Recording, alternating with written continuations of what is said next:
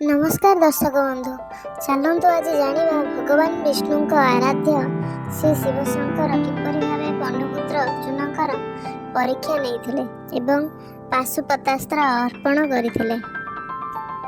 महाभारतर वनवास समय अर्जुन भविष्य आशंका थिबा युद्ध पाई दिव्य अस्त्र पाइबाकू इच्छा करथिले, जहा पाई से हिमालय रे भगवान शिवଙ୍କ निकटरे कठोर तपस्या करथिले। नमः शिवाय। ओम नमः शिवाय। अर्जुन का भक्ति एवं वीरत्व परीक्षा करिया पई प्रभु शिव शिकारी रूप ग्रहण करथिले। अर्जुन प्रभु शिवशंकर को पाशुपतास्त्र उपलब्धि अभिलाषे तपस्या करथिले। अर्जुन को तपस्या रे संतुष्ट होई प्रभु शिवशंकर वरदान देवा पई मनस्थ करथिले। पाशुपतास्त्र अर्पण करिवा पूर्वरु अर्जुन को परीक्षा नेवा पई स्थिर कले। ठीक से समय रे मुक्का नामक एक राक्षस बारह रूप धारण करी अर्जुन को तपस्या भंग करिया पई प्रयास करथिला। सही बारह वनवासी मानक भयभीत करुथिला। वनवासी माने सही बारह रूपी राक्षस को भय करी अर्जुन तपस्या करुथिबा दिगकू दौड़ी दौड़ी सेमानकू रक्षा करिया पई प्रार्थना कले। अर्जुन को तपस्या रे मग्न देखि सेमानक मन रे प्रश्न उकी मारिला जे से कोन हमकू रक्षा करिवे। से तपस्या मग्न अचंती, से कान आमाकू रक्षा करिवे।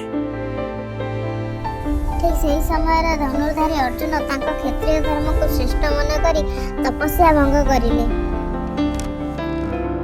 वनवासी मानंकु रक्षा करिवा पई से बारह रूपी राक्षस को सरभेद कले, जहा फल बारहटी सेठारे मृत्युवरण कला। अर्जुन पाखକୁ जाई देखिले बारहटी मृत्युवरण करिछि, किंतु आश्चर्यर कथा मु तो एकमात्र सर बिंधिथिली, हेले बारह को दुई गोटी सर भेदिछि। अर्जुन उच्च स्वरे कहले कि एही द्वितीय सरटी किए बिंधिछि। भगवान शिवशंकर अर्जुन का परीक्षा नेवा पई सेठारे एक शिकारी बेशरे उपस्थित थिले। सेही द्वितीय सरटी से निजे बिंधिछंती बोली सम्मति प्रकाश कले एवं सेही बारहटी को प्रथमे तांको सरर आघात करिछि बोली जुक्ति बाढिले। अर्जुन एही कथाटी को स्वीकार कले नहीं एवं तांकर धनुर्विद्या उत्तम बोली जुक्ति बाढिले। एही विषय को नहीं दुई जनक मध्य द्वंद्व उपजिला। एहार समाधान पाई दुई जनक मध्य धनुर्विद्यार द्वंद्व रखिया पाई स्थिर हैला। जी विजयी हेब से श्रेष्ठ धनुर्धर। शिकारी रूपे थिबा भगवान शिवशंकर प्रथमे अर्जुन को सर चलाइया पाई सुजोग देले। प्रथमे अर्जुन सर चलाइले। एहार उत्तर रे भगवान तांकर कोनोसी सरर प्रयोग कले नहीं, केवल निज स्थान रे छिड़ा होई रहिले।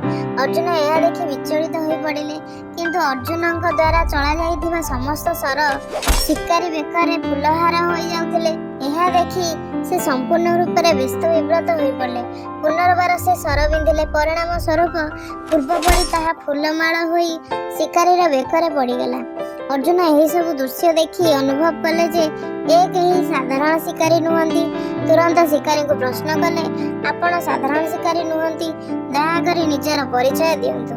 तांकर अनुरोध को रक्षा करबाकू जाई भगवान शिवशंकर तांकर रूपर दर्शन देले एवं कहिले, मु तुम तपस्या रे मुग्ध। एही पाशुपतास्त्र प्रदान करबा पूर्वरु तुमर परीक्षा नेउथिली, तुमे एही परीक्षा रे उत्तीर्ण होइछ। एहा कहि भगवान शिवशंकर अर्जुन को पाशुपतास्त्र प्रदान करिले।